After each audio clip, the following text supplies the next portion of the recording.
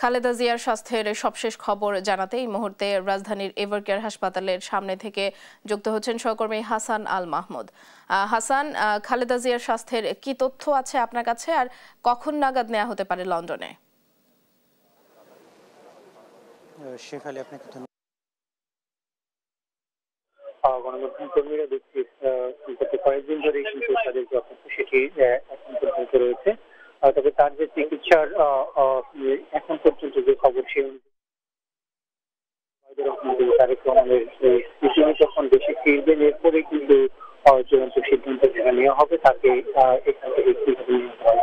এবং আমরা যতটুকু দেখেছি যে গতকালকে কিন্তু এসএসএফের এবং বাংলাদেশ বিমান বাহিনীর কয়েকটি হেলিকপ্টার এভারকেয়ার হাসপাতালের সামনে থেকে উদ্ধার করেছে এবং তাদের পরীক্ষামূলক প্রস্তুতি রাখা হয়েছে যাতে বেগম জিয়াকে যখন এয়ারপোর্টে নেওয়া হবে তখন নিশ্চিত করে বলে যেতে থাকে এখানে এয়ার অ্যাম্বুলেন্সে করে প্রথমে নেওয়া হবে তাকে বাংলাদেশ বিমানবন্দর সেখান থেকে কিন্তু কাতার আমির যে বিশেষ এয়ার অ্যাম্বুলেন্স সেই এয়ার অ্যাম্বুলেন্সে তাকে যুক্তরাজ্যে নেওয়া হবে। তো এখন সেই পরিস্থিতিগুলো সম্পূর্ণ হচ্ছে, যদিও এখন পর্যন্ত জোবায়দুর রহমান দেশে পৌঁছাননি, ফলে বাকি সিদ্ধান্তগুলো কিন্তু এখন পর্যন্ত চূড়ান্ত নয় বলা চলে এখন পর্যন্ত আমি পেয়েছি। তবে চিকিৎসকরা গত দুদিন ধরে কিন্তু তাকে পর্যবেক্ষণ করছেন।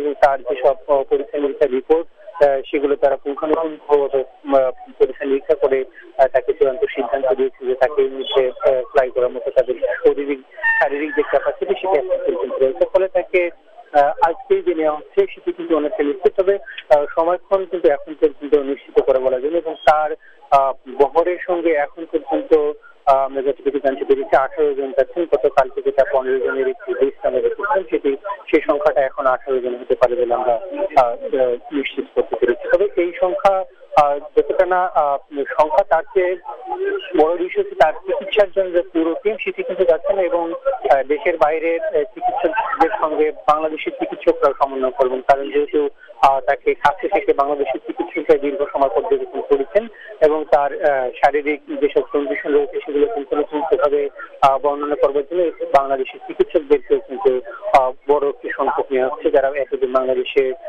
বেগম জিয়ার ব্যক্তিগত চিকিৎসক হিসেবে কাজ করেছিলেন। পুরো প্রক্রিয়ার সঙ্গেই কিন্তু তারা ছিলেন এবং তাকে পর্যবেক্ষণ